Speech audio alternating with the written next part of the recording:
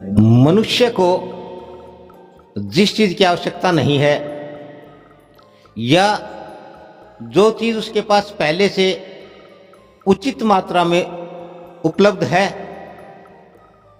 और यही वस्तु यदि उसे मुफ्त में या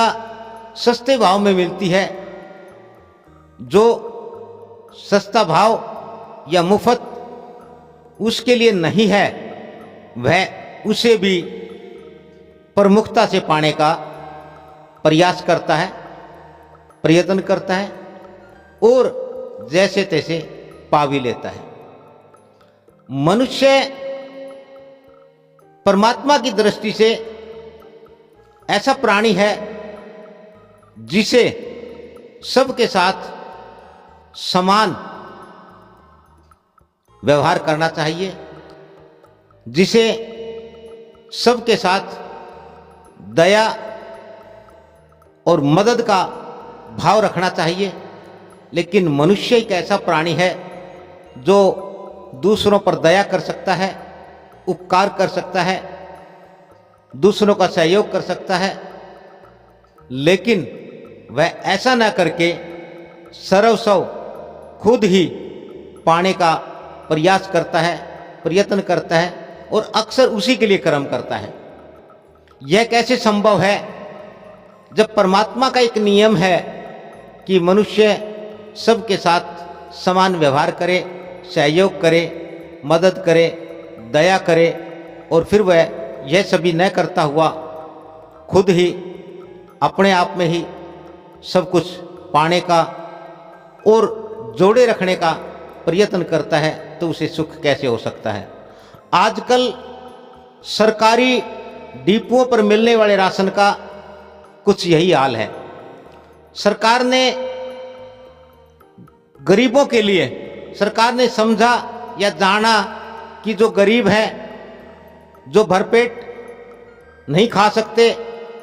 जिन्हें उपलब्ध नहीं है या वो नहीं पा सकते, उनके लिए या तो मुफ्त में या एक नाम मात्र की दर पर 5 किलो अनाज प्रति व्यक्ति उपलब्ध करवाया जाता है।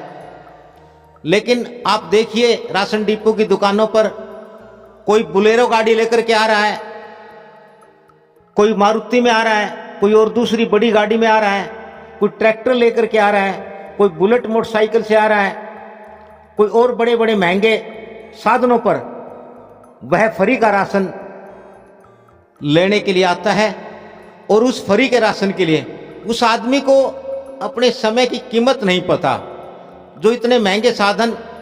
निश्चित है कि उसके पास आय के साधन है, उसने ये साधन जुटाए हैं तो उसका कारोबार, काम धंधा भी अच्छा होगा। लेकिन एक 5 किलो राशन के लिए, फ्री के राशन के लिए वह अपना कितना समय वहाँ जाया करता है, घंटों घंटों लाइन में लगा रहता है। लेकिन उसे इस बात का कोई मलाल नहीं होता, कोई शर्म नहीं होती कि यह गरीबों को मिलने वाला, जब सरकार ये कहती कि गरीबी रेखा से नीचे जीने वाले गरीबों को हम ये अनाज देते हैं और उसको साधन संपन्न या धनी लोग या अमीर लोग या जिनके पास है वो पाने का प्रयास करते हैं, तो ये कौन सी मानसिकता है, ये कैसी मतलब जो इंसानियत है, ये कैसी मनुष्यता है। क्या मनुष्य कभी इसके ऊपर गौर करेगा? ठीक इसी प्रकार से